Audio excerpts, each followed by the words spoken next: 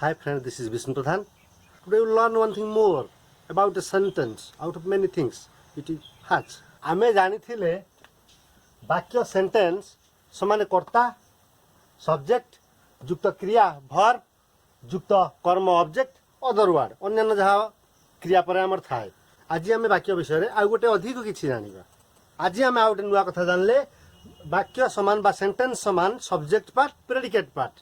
आम देखिले वाक्य समान कर्ता युक्त क्रिया युक्त कर्म बा अदर वर्ड अन्य शब्द कि अन्य वाक्यर अंश किसी तापरे पुणी वाक्य आम कह कर्ता विभाग युक्त कर्म विभाग अत व्यतिरम कौन स्पष्ट होची ना स्पष्ट होची वाक्य समान कर्ता युक्त क्रिया युक्त कर्म बा अन्य समान कर्ता विभाग युक्त कर्म विभाग अर्थात आरि भितरे कर्ता विभाग अच्छी कर्म विभाग मध्य अच्छी कहीं ये वाक्य ये भी वाक्य.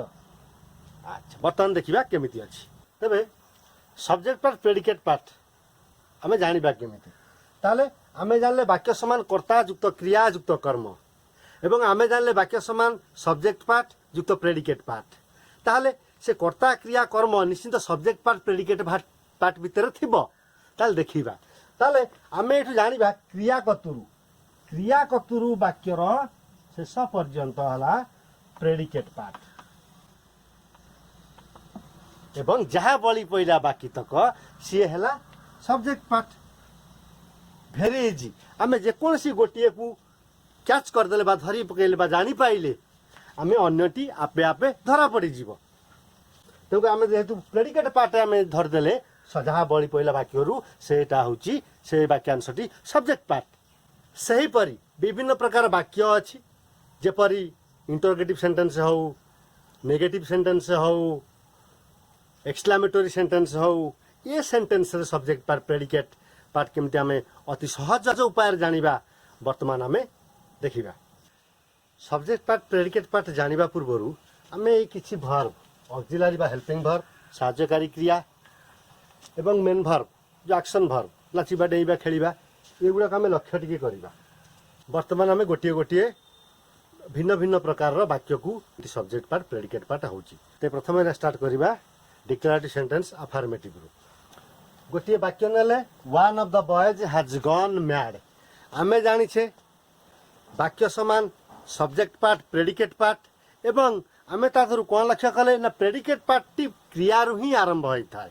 क्रिया ही आम कर्म विभाग चिन्हवा क्रिया ठारू ताले ठीक क्रिया किए ना हाज ताले आम जानिले ये हाज रू वाक्यर शेष जाके हूँ कर्म विभाग object part.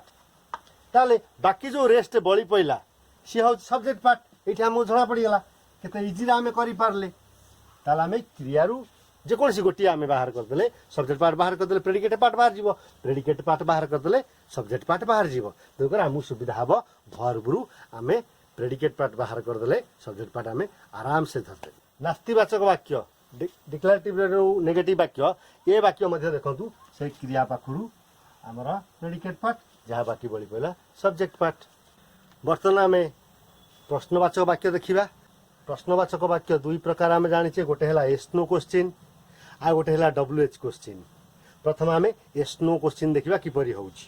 S no question रे ऑक्सिलरी बा हेल्पिंग भर्ब ठीक परे आमर सब्जेक्ट थाए. देखा वाक्यटे नेले are you Ram auxiliary verb मूलर अच्छी ऑक्सिलरी भर्ब परे ऑक्सिलरी भर्ब ठीक परे आमर किए थाए ना सब्जेक्ट थाए ताहले किए अच्छी ना यू अच्छी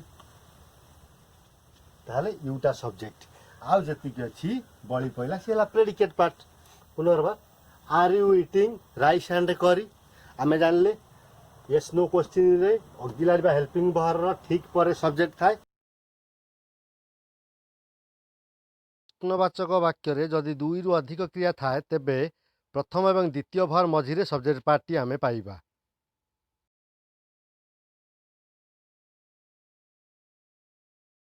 WH क्वेश्चन रे प्रश्नर उत्तर रे प्रथमे आसुथिया शब्द बा शब्द गुड़ी को सब्जेक्ट रे अंतर्भुक्त करंतु.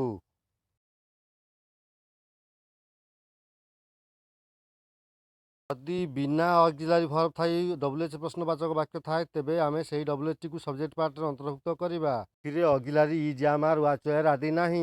सेही परी WH क्वेश्चन रे दुई रु अधिक वर्ब थिले आमे एकम एवं द्वितीय वर्ब मझिरे सब्जेक्ट पार्ट पाइबा। व्हाई डिड ही क्राई रे डिड क्राई वर्ब्स एवं ता मझिरे ही सब्जेक्ट।